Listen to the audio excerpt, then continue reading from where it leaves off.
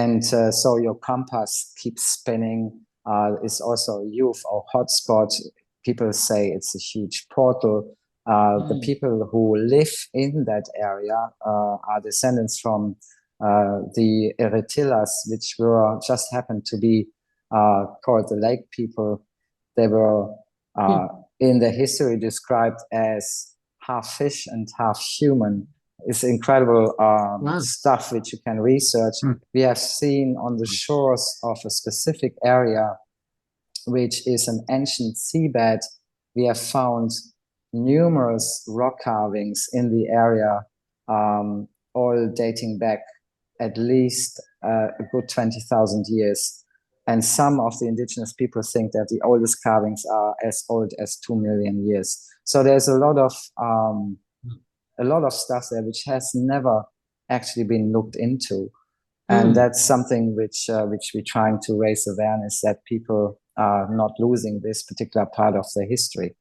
And the indigenous people around the Zone of Silence are very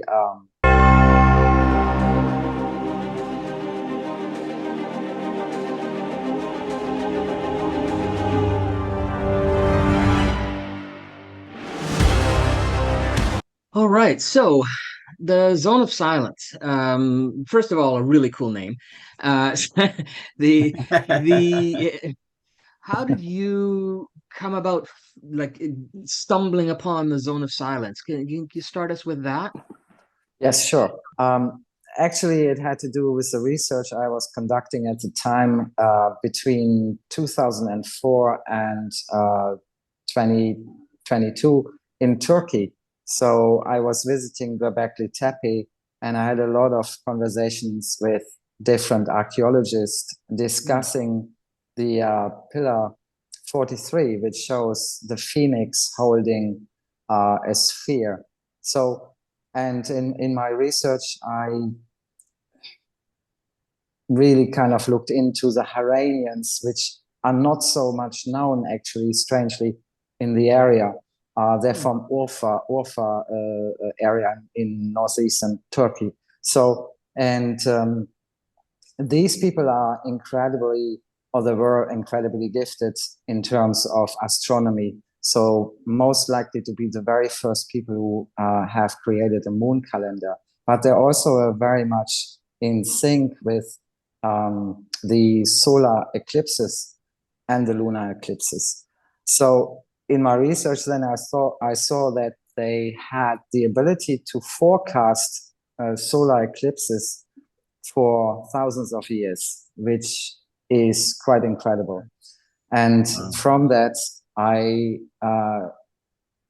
built a link to the Göbekli Tepe, to the pillar 43, and so it gave us a completely different picture, where I thought, and many other archaeologists as well, would see it as a link, the phoenix holding the sphere, which is representing the sun, in connection with a solar event. So like the solar eclipse. So, and there are a lot of similarities between Mexico and Turkey in terms of megalithic sites, in terms of the history. So, and then I checked out when the next solar eclipse is, which just happened to be in April the 8th, just passed. So, and so we then needed to be sure that our team would be there to actually see what the real connection is between those events.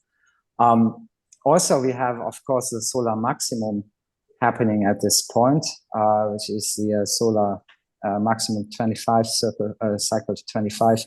And we are right actually at this point in the maximum period. So many expected it to be 25, but it looks like it's going to be wrapped up much quicker in the next couple of months. And so these kind of events also happened just hand in hand in Turkey at the time, about 14,000 years ago. And that's why they abandoned the other tepes, which were lower down in the valley, and they were going into higher grounds, and eventually they would use the cave systems alongside the Tigris and around surrounding Göbekli Tepe to seek shelter. And this event also coincided with a huge solar blast, which or solar eruption, which then triggered the ice melt and then triggered the Great Flood. So it's kind of a little bit a different take on the story, but this was backed up recently by a Norwegian scientist who found a tree stump who they could extract the information, the carbon information, and there was a huge carbon spike exactly in that time. And they related it also to a solar event. So all of this then put me. That's fascinating stuff. Yes. You So really, I read that. I read that paper about where they're thinking that it was a solar event that caused the Great Flood. Yeah. Yes, and it's much more possible than an asteroid, because I have visited the site here in near Chichen Itza, and the crater is just not big enough for such event. And that's what many people think as well. So many of the professional people looked into it. So anyway, so coming back to the zone of silence, we then measured the distance and we aligned the energy pattern, and we came through another part of the history where we had ancient texts forecasting a solar event from the Mexican side. So, and that mentioned the zone of silence. To be specific, it mentioned the mountain which is right in the center of it, which is San Ignacio. There's a huge magnetic field alignment in that area. And so your compass keeps spinning. It's also a UFO hotspot. People say it's a huge portal. The people who live in that area are descendants from the Eretillas, which were just happened to be called the lake people. They were in the history described as half fish and half human. It's incredible stuff which you can research. We have seen on the shores of a specific area, which is an ancient seabed, we have found numerous rock carvings in the area, all dating back at least a good 20,000 years. And some of the indigenous people think that the oldest carvings are as old as 2 million years. So there's a lot of stuff there which has never actually been looked into. And that's something which we're trying to raise awareness, that people are not losing this particular part of their history. And the indigenous people around the zone of silence are very cooperative. So we have very good relations with them. We formed a real friendship, and because I've been visiting the site now the 5th time, and it's really it's very interesting to see that they live completely different. To be honest, there's no Wi-Fi. It's very much disconnected from the kind of life we know. So it's still. So what was your first experience stepping into a place like this? I mean, you know, what was that experience like? Because I know when I go to different high energy places, there's a definite vibrational feeling that goes on. What was your experience like? Okay, yes. When we arrived, we first had to ask for permission. There's a laboratory which is right in the center of the zone of silence, just about a stone's throw away from the mountain. The mountain itself has a huge presence. And soon as you're in that field of this mountain, which is San Ignacio, is actually 1,440 meters high, which is interesting. Yes. 40, yeah. So, and interesting. It's very interesting, and we all kind of moderately fit. But we thought, wow, that's quite a steep hike, and the sun and the heat. But strangely, when we started to climb the mountain, it was very effortless. It was almost like we were floating up the mountain. I mean, we physically are not the fittest, let's say that. We could be better, but it was. So are you assuming then that maybe gravity has changed in that area? I think because it's a magnetic field that, it's probably when you put a magnetic wristband on.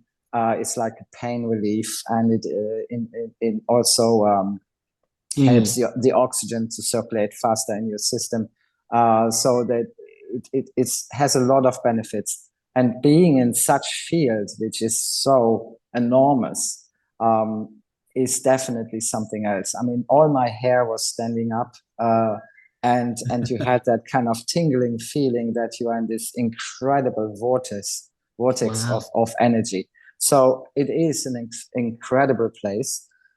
It's owned actually by one American person. We have never ever found out who he is.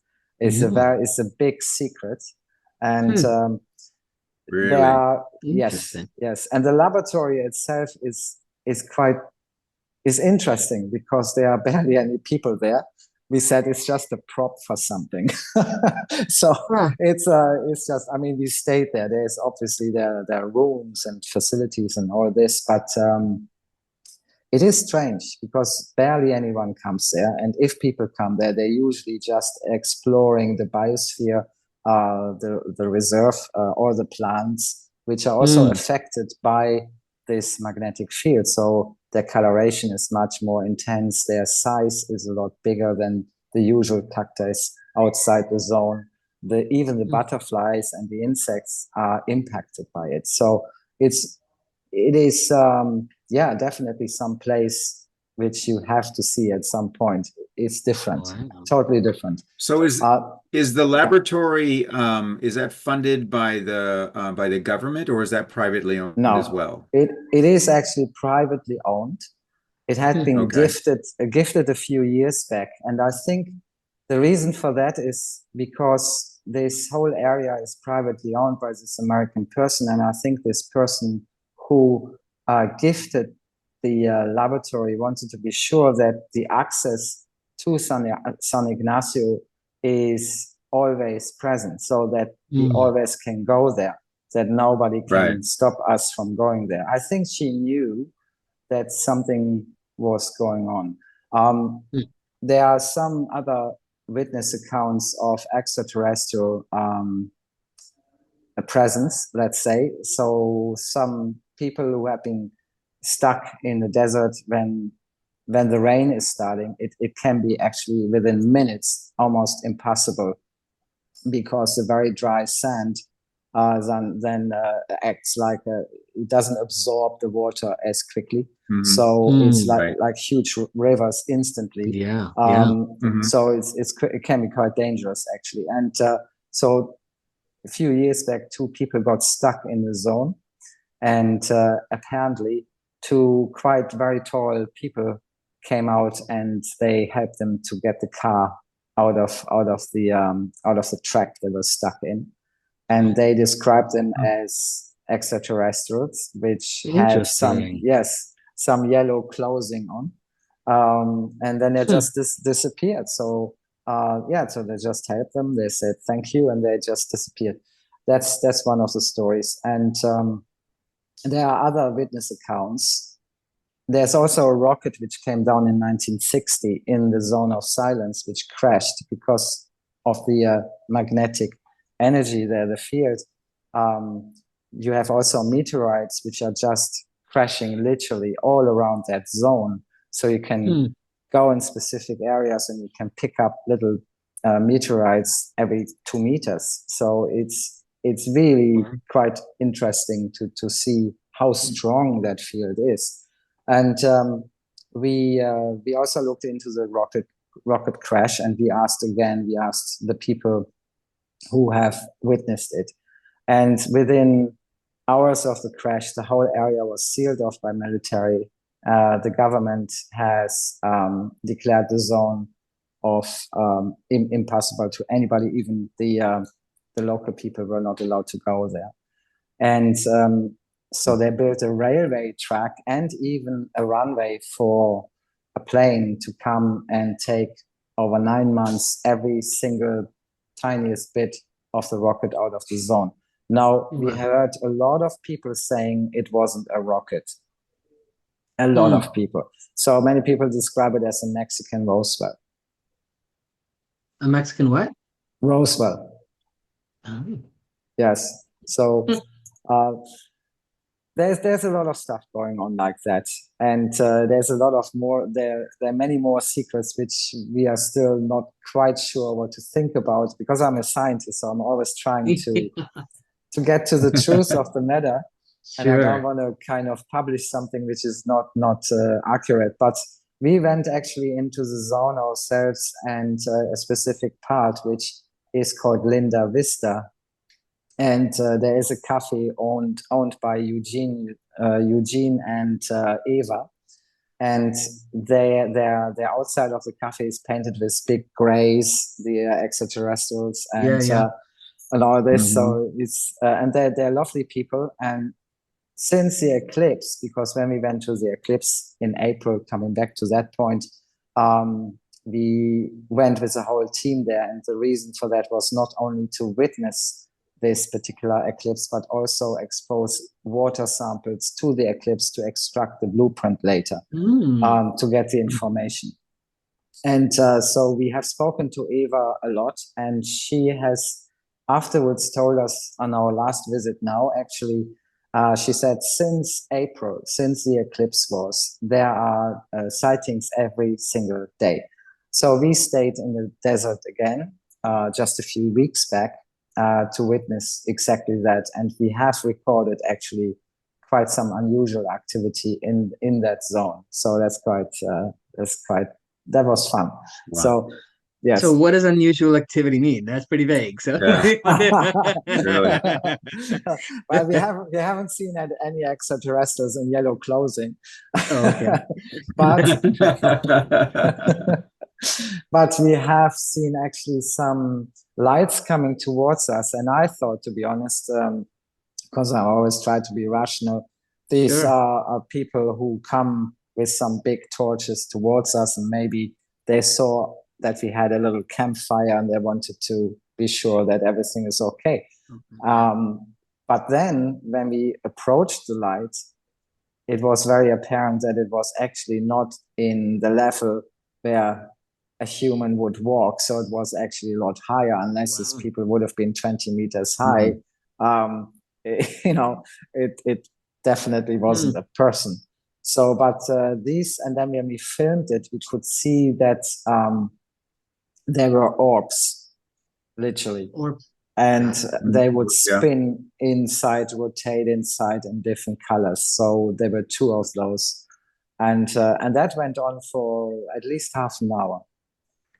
So then we saw different things in the sky, but I'm always very careful not to mistaken it from Starlink or any other satellites which are cruising around in our skies. But there was one or two lights actually which were dancing in the sky in a very unusual way, and that wouldn't have been possible with any kind of known aircraft to me. So yeah, so that was good. That's pretty cool. So was it the because you specialize in water, and that's your primary study. Was it something about the water that originally attracted you to this zone, and the testing that they were doing to the water there?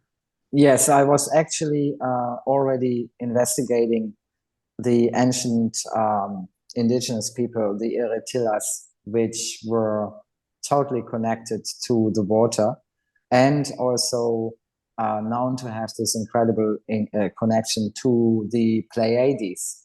And many of the carvings which we have seen had some form of an extraterrestrial. I will send you some images of that too. Some extraterrestrial beings carved into the rock. And it had a mapping system of the constellation of the Pleiades, the Seven Sisters.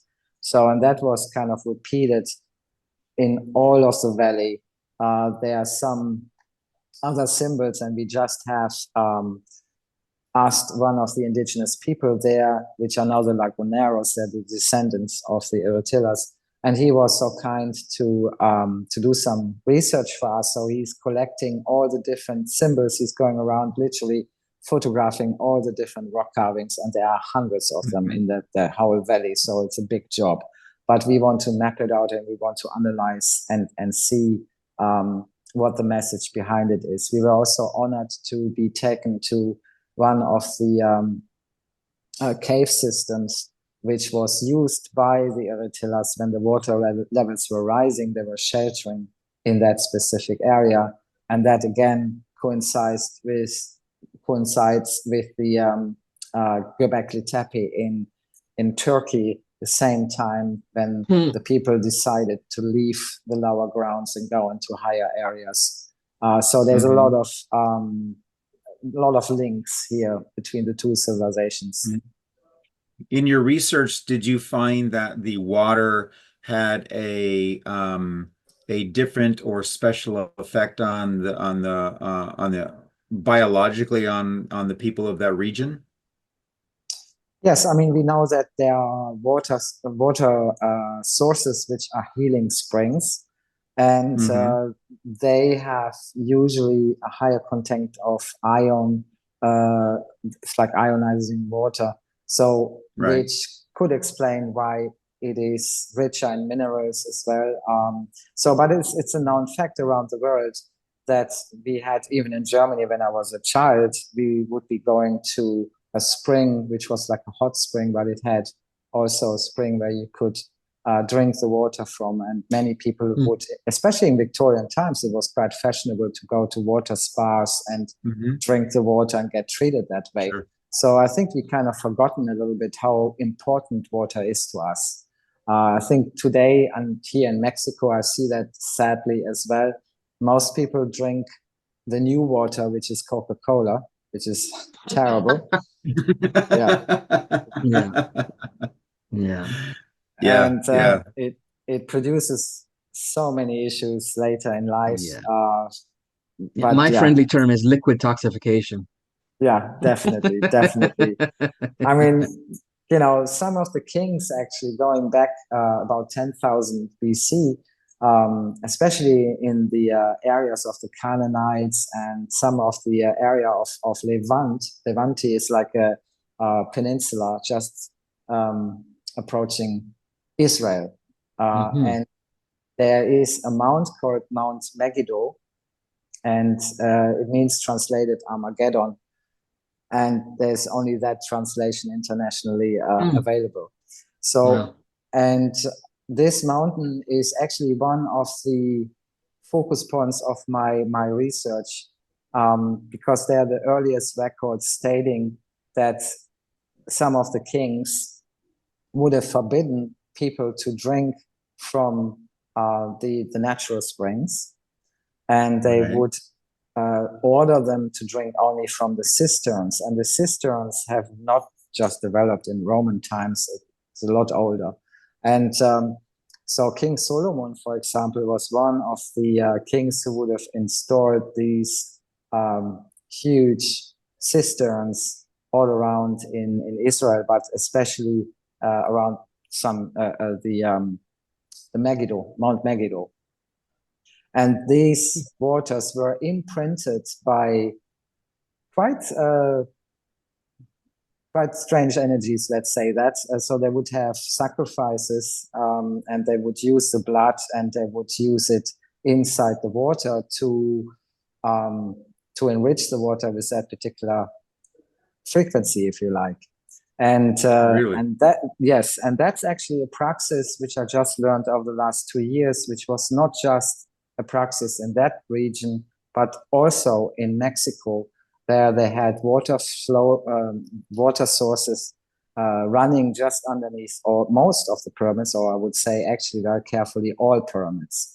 And so this water was not only a conductor for the type of energy which originated from the ground, but also it was to imprint the water and manipulate the population, if you like, and forbid them to have the structured water, which is so essential for our pineal gland and for our spiritual connection between earth and sky. Yeah. And there's so much more to it. When I started to give lectures about it and explained exactly, there's a whole, I mean, we would be here like for hours explaining King Solomon's sigils, which he has created, of course, because he was deeply involved in magic.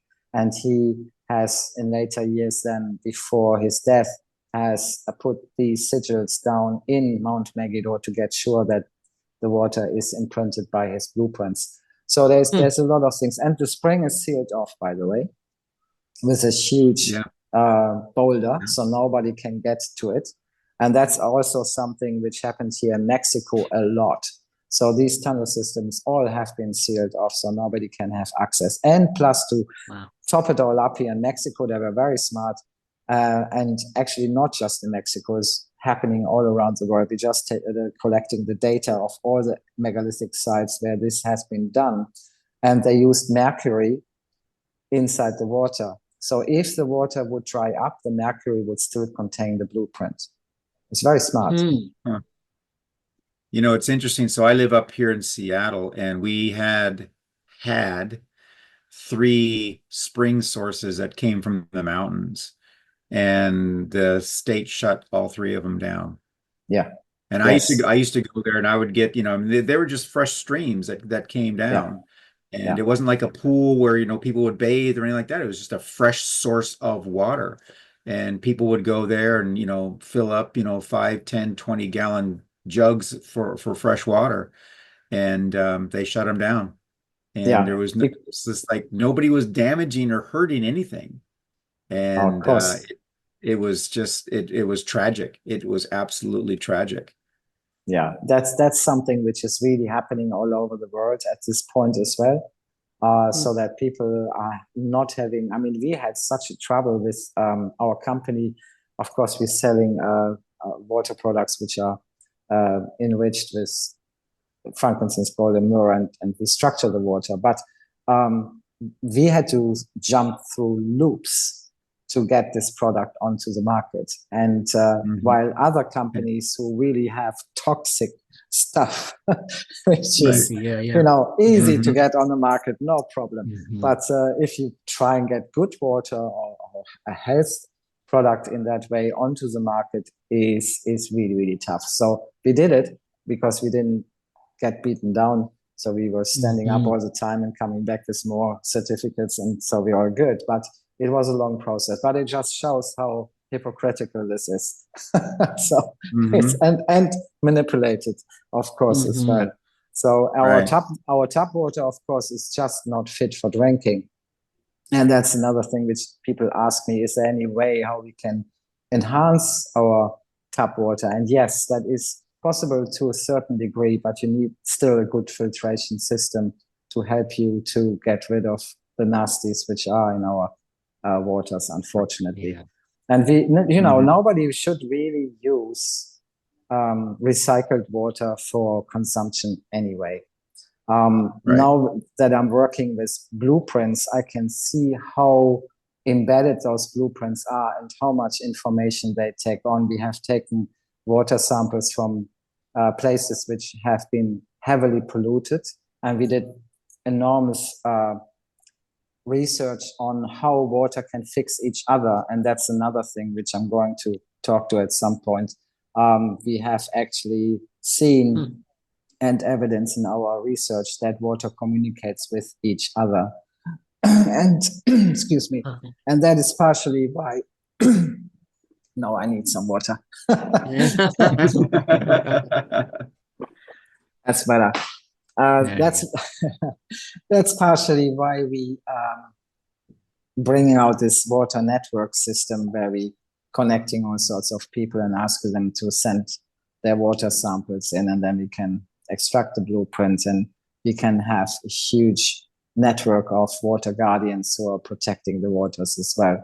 So, but yeah, we are just tapping. This whole year has been just about water. I mean, a friend of mine, Veda Austin, is also, of course, very much involved in her water research and taking also beautiful pictures from her water samples. And it's a good thing, because we are now realizing that if water is polluted on an ongoing basis of the next 5 years, there might be a point of no return.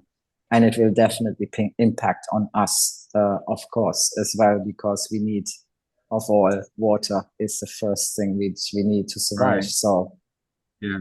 Well, there's been a lot of reporting as to where water may very well be the next war that we have globally, because we've destroyed so much of it, as to where decades ago there's been reported that there have been people who understood this and have been basically grabbing water rights across at least across the United States, for fresh water. They're just like, no, water is going to be the new gold. It's going to be the new oil, because of what we've done with the existing water supply that, literally across the country or across the world.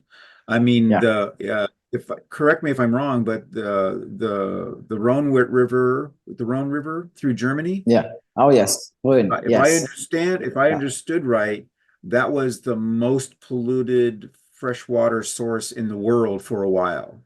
Yeah. And I believe because you had they had a number of chemical plants that were right. That's on or around that. Yes, that's the Rhine, not the Rhone. They're The two Rhine. different rivers. Rhine. But the Rhine was so toxic, nobody was even allowed to even dip their feet into it. So yes. Right. Yeah. But they have managed to reintroduce, they have worked quite hard in Germany to stop pollution in that river. It's still happening, but at least it's happening in such way that the river could recover, at least to such extent that the fish was returning, and I wouldn't still bathe in it, but at least some form of health has been restored. But there are, like here in Mexico, there is a prime example of this beautiful lake, which is also so important to all the indigenous people which live around the lake. It's massively important to them. And it's so polluted that nobody is allowed to swim in it. I have seen some of the indigenous people going in it. Maybe they are more immune to it, but they say nobody should go and swim in it. And there's a lot of fish mutation and disease, and it's just, and you can smell it as well. It's a highly, highly strong sulfur smell, even when people turn their taps on. Because it comes from the same kind of groundwater, and it's very, very strong. And of late, they have realized also that the temperature of the lake is rising. That's actually something which is happening here in Mexico quite a lot. So there are some alarm bells going on, but if it is enough for the authorities and the government to actually listen, I don't know. The corruption, especially here, but in other countries as well, when it comes to water, is massive. The farming industry, sorry. Correct me if I'm wrong. I heard stories or articles where during COVID, when a lot of shipping and things like that was, down to a minimum, that they were seeing that there were areas that were actually healing themselves, water areas that were healing. Like, for example, the one I remember the most was Venice. Is that all of a sudden they found an influx of sea creatures coming back into the canals and such, because they were healing themselves. The water was healing itself, because all the people were basically gone, because that was such a high tourist area and high traffic area. Is that true? Is it can the water heal itself that quickly? It is possible. That's the experiment which we just conducted with the lake water of Lake Chapala. That's the lake which I just described. And so we then went to a lagoon nearby where we extracted some water, which was in really good shape. So it was beautiful, all the right minerals in it. And we extracted the blueprint, and it was a beautiful picture as well. Very balanced, and there was no pollution. So we then introduced the two next to each other just to see what happens. And then something extreme happened, which I have never seen over the years I'm doing this. And the healing water, the next slides, which we had, the next photographs showed that the healing water was communicating with the other water. What happened is that it pulled itself into a reset. So all the beautiful colors completely vanished, and it was a white ice sheet. Wow. I never seen that before. So then it absorbed the information from the water which had the pollution, and then it restored a different pattern, which then was going over to the petri dish, which had the polluted water, and it fixed it. Wow. That is incredible. That is intelligence. That is definitely amazing. So we are looking into that, and we are yes. So is that like what human stem cells do when people do stem cell therapy? Yes, in a way, exactly. So you have a donor, and then you can you receive the stem cells, and then you can hopefully and they communicate with all the other cells and correct them. Yeah, and that is partially also because yes.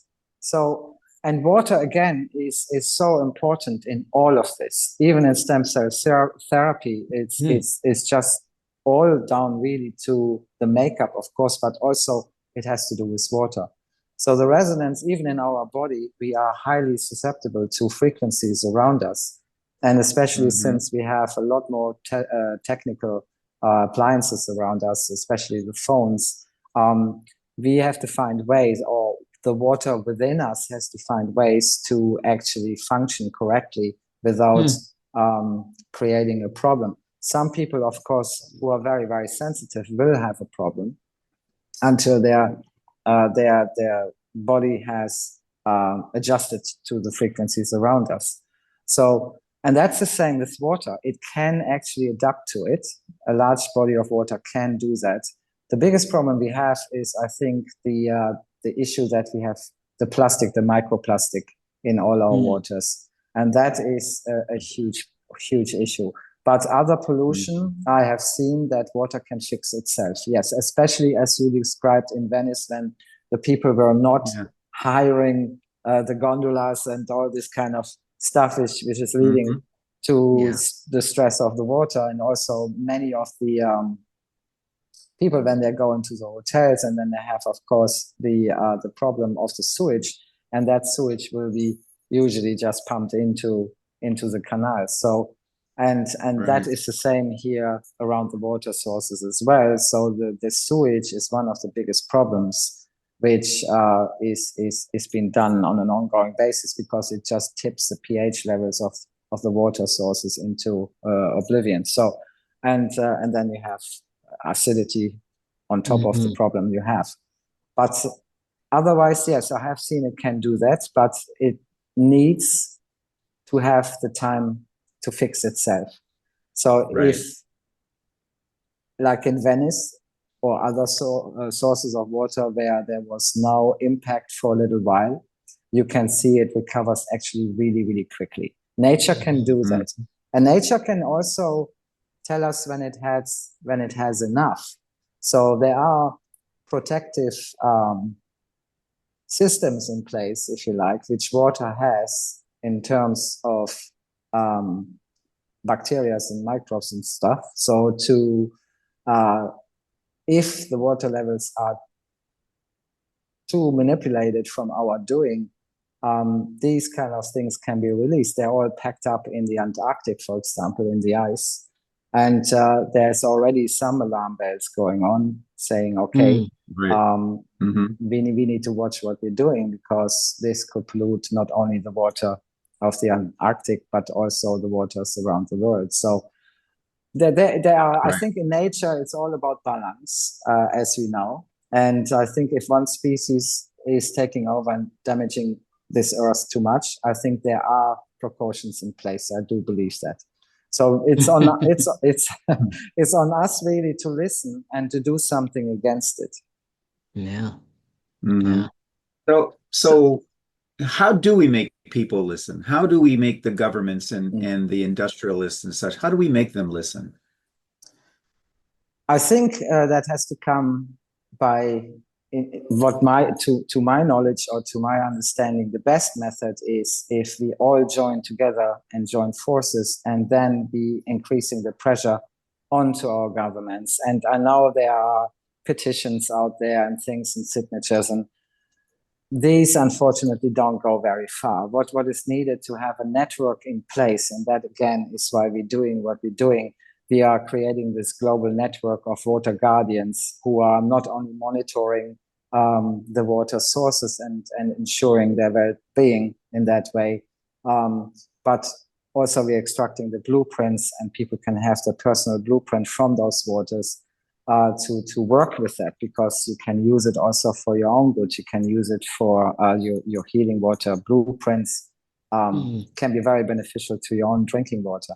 But besides all that, for me, the most important thing is that if there's any water pollution in any of those waters which are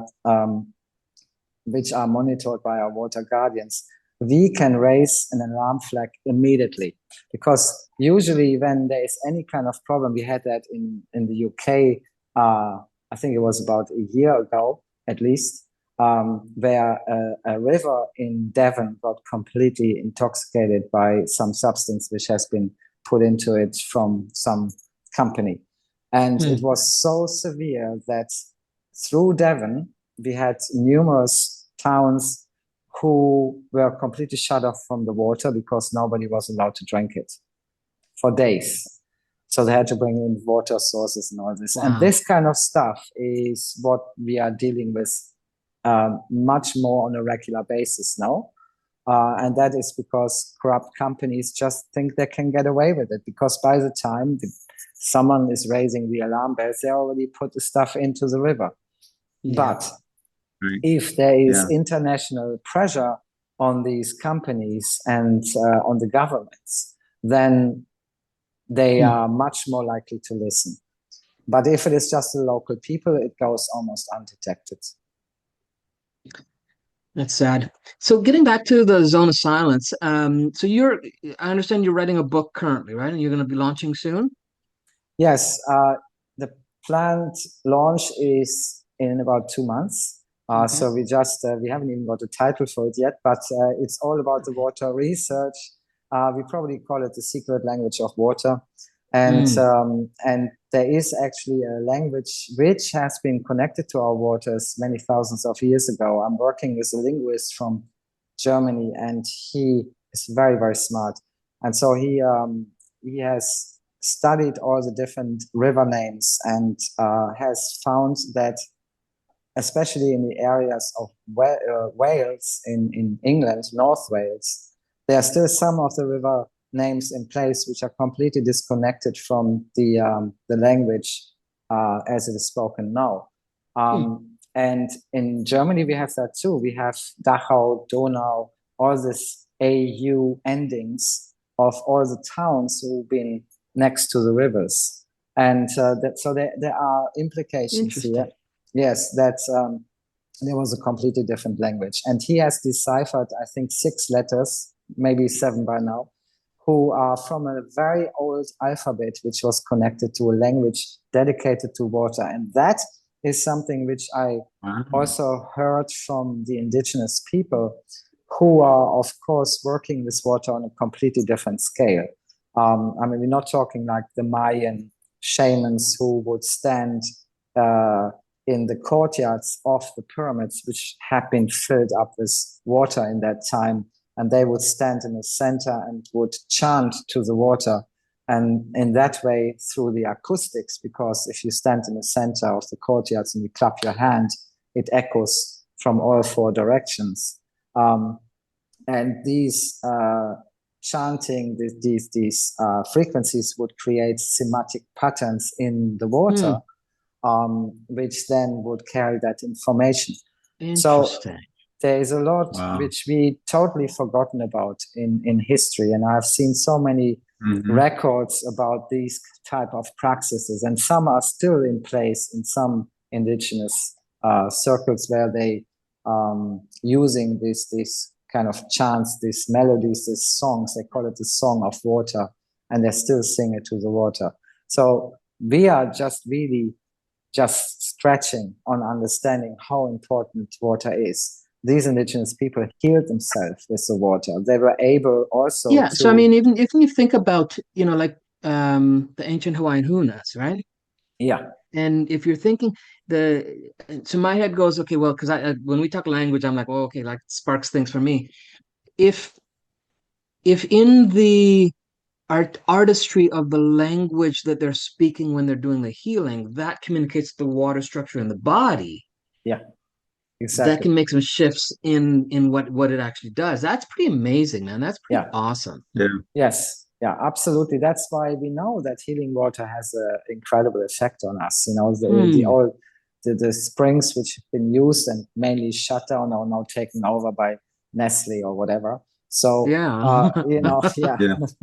So, it was all there. They just tried to disconnect us since the last at least 10,000 years from drinking living water. And if you all would have access, like some groups, let's say, who have the right money to do that, they are still able to, and that's what they do because they're water Somalis who have all these different waters from around the world. And some of these bottles of water cost in the region of $10,000 for one bottle of water. And that's coming from the Antarctic, so it's been imported and flown in for these people who can afford it. So they don't drink our tap water. They don't have recycled water. No. You know, they have just the good stuff. So they go. I know that like there's some Japanese companies that they go to the Antarctic and they cut these giant slabs of ice. Yeah. And they put that slab on a barge and they bring it to Japan, and then it's melted down and bottled. Yeah, that's Crazy. right, exactly. Yeah, but you're right though. They understand the importance of it. Yeah, exactly. Amazing. Yes, it is. And structured water, I mean, we also, of course, looking into water plasma, which is just the next step up. That's what we are creating in our facility in the UK. So we are working all the time around the clock to enhance our water. But it is the first phase of water plasma. So, and that holds, of course, incredible water healing properties, but also can carry the memory for much longer than any other water on this planet. So, and the lagunas here, especially the one in Bacala, is almost like water plasma due to not just the minerals, but also its location. And these water sources are enormously important to our life. They need to be protected. Yeah. That's amazing. So we're kind of running down to the end of our time here. Talk to us about two things, actually three. Well, maybe four.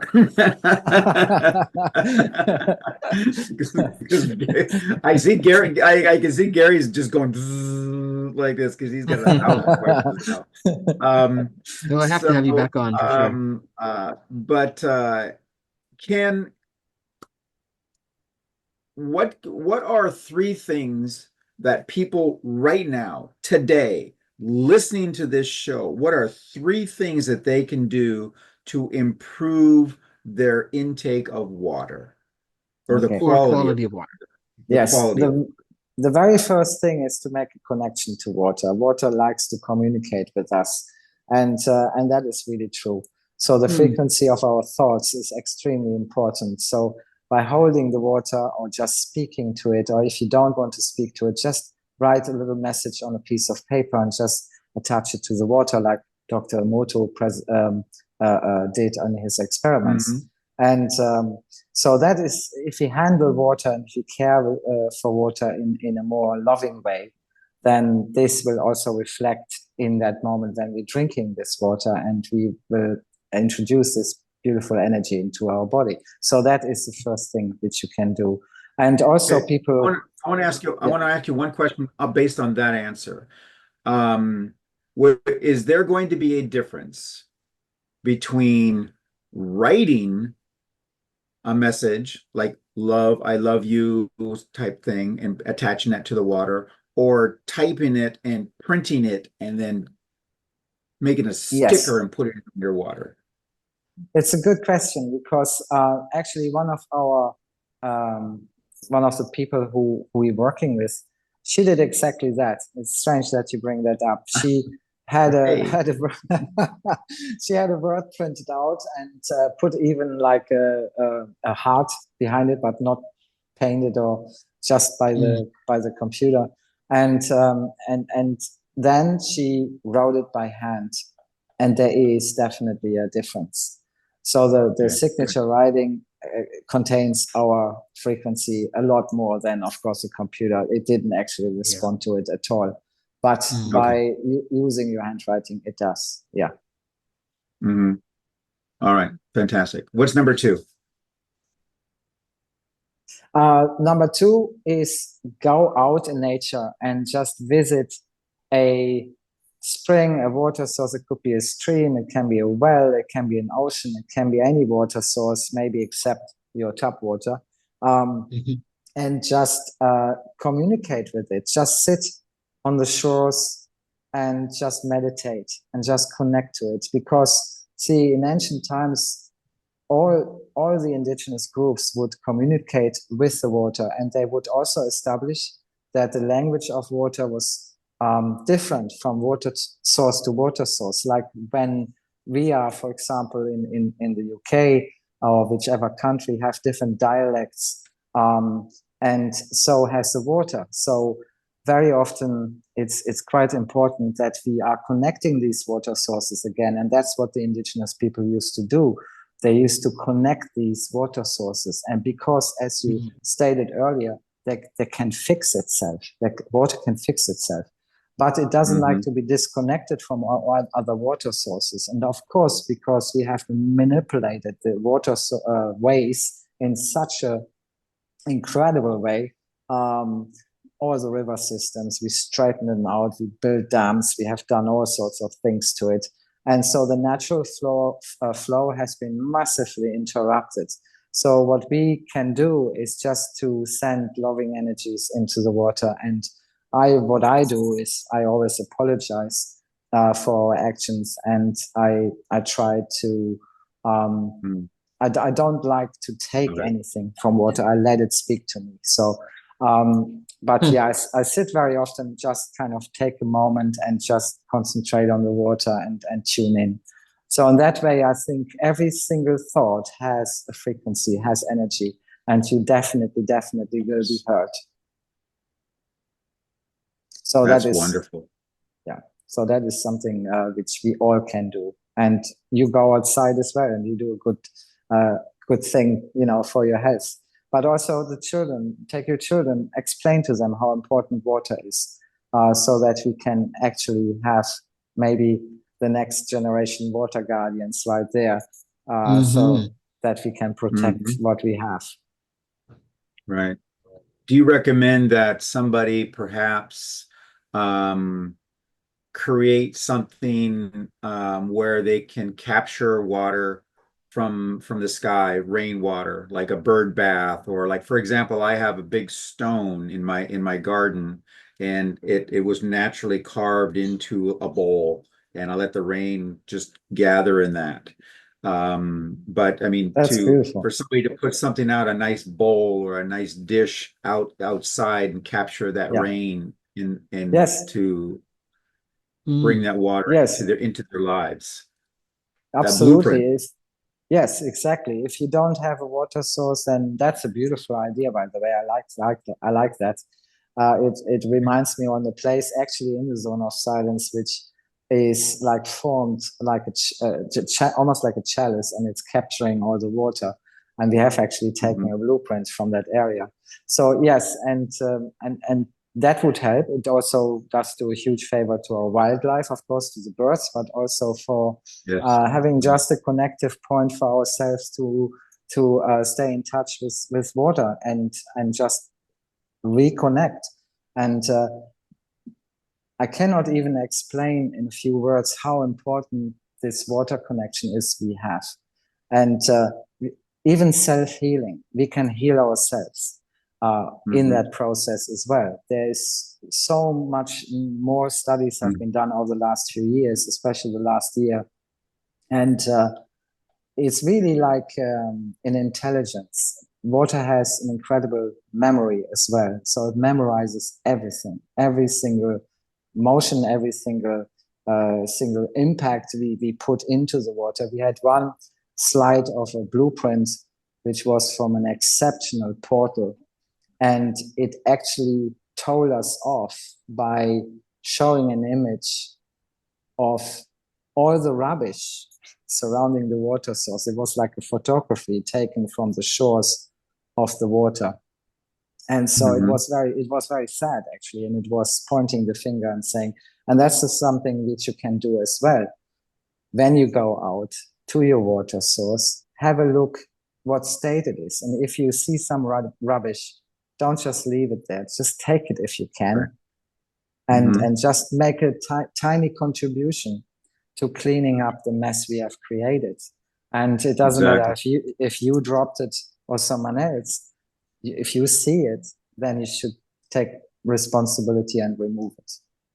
Exactly. You know, I think that connectivity is important for us to reconnect back with. And it's just one of the things that kind of struck me a few years ago in the movie Frozen 2, right? Where Olaf, the snowman, you know, he says, you know, water has memory. The water that makes up you and me has passed through at least 4 humans and or animals before us, and remembers everything. You know, so it's that connection, which when I heard it in the movie, I'm like, what? How'd they sneak that in? That was pretty awesome.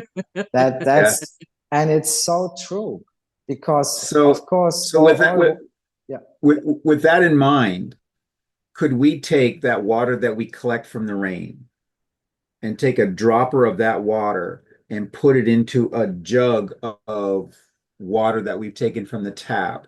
And would that react with that jug of water? If you want to restructure your water, which is from the water tap, you need to do a little more than that. There are some devices out there which restructure the water. So they're building like the vortex to like the Schauberger devices, Victor Schauberger, which was a genius when it came to restructuring water. And he also used that technology, the wisdom of water movement, to help him actually to overcome a problem. He was a logger in the forest, to overcome a problem by transporting the logs in the stream.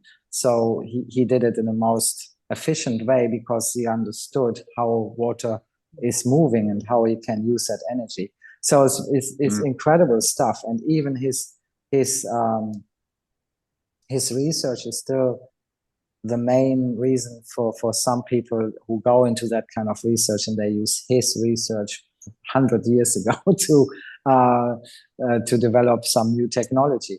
But there are so many ways what we can do. But one drop would probably not communicate enough to restructure the whole bottle of water, to be very honest. What you do need is to reset the structure of the water, and that is by motion. So you need to introduce a vortex motion into the water. Okay, great. So tell us about, so you have a very nice website, and we're going to put the link for that into the show notes. Tell us a real quick about some of the products that you have on your website, so that people can find out and learn more about the work that you're doing. Yeah, and getting started with it, like if they're just getting started with it. Yes. Okay. So I researched structured water myself over the last 14 years, and I found out, of course, that structured water is absolutely crucial to our health. And besides that, I was working with, in my medical profession, I was working with cancer clients for a very long time. So I know the benefits of myrrh and frankincense and gold. The only problem I had is that I couldn't make it water soluble, especially the resins, to introduce it into the structured water and then create a bioavailability that way. So I had to find a way to do that, which I did just a couple of years ago.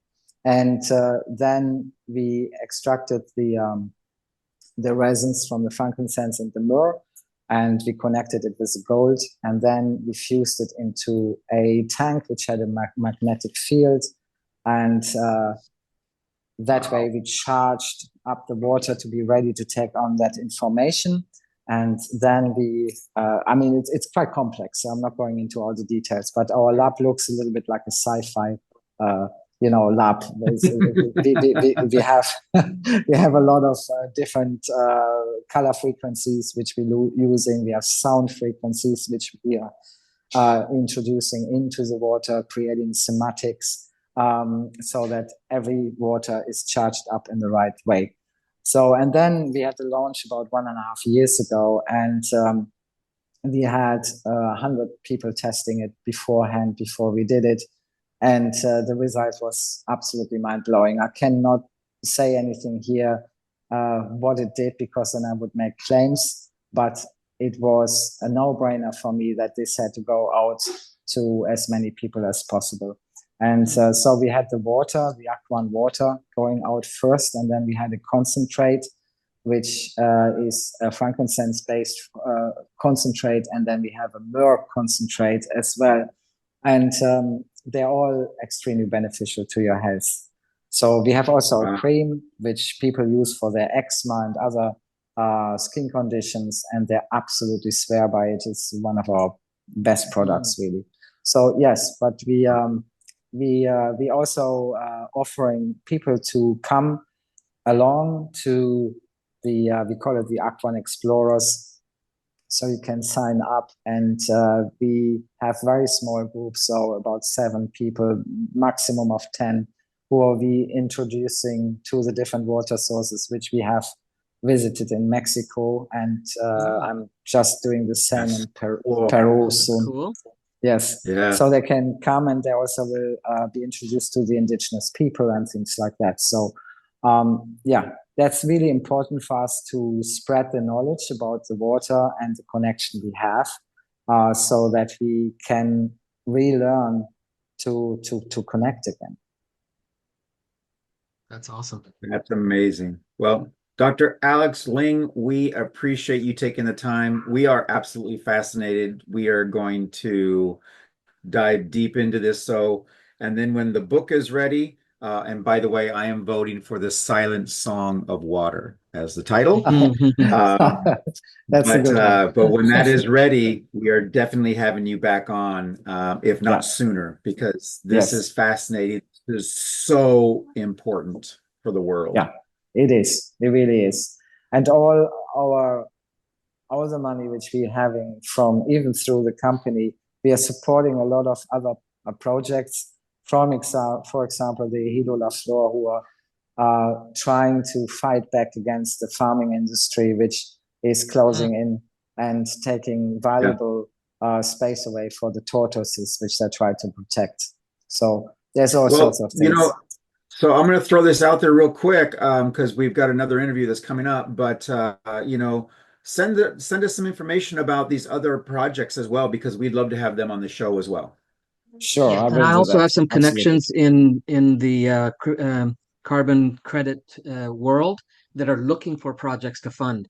So those are definitely things I can source you out to for sure. Fantastic. Absolutely. That would be amazing. Yeah. Yes. Thank you so much for having me. It was a real pleasure. And our pleasure. And I'll see you soon anyway. Absolutely. We hope so.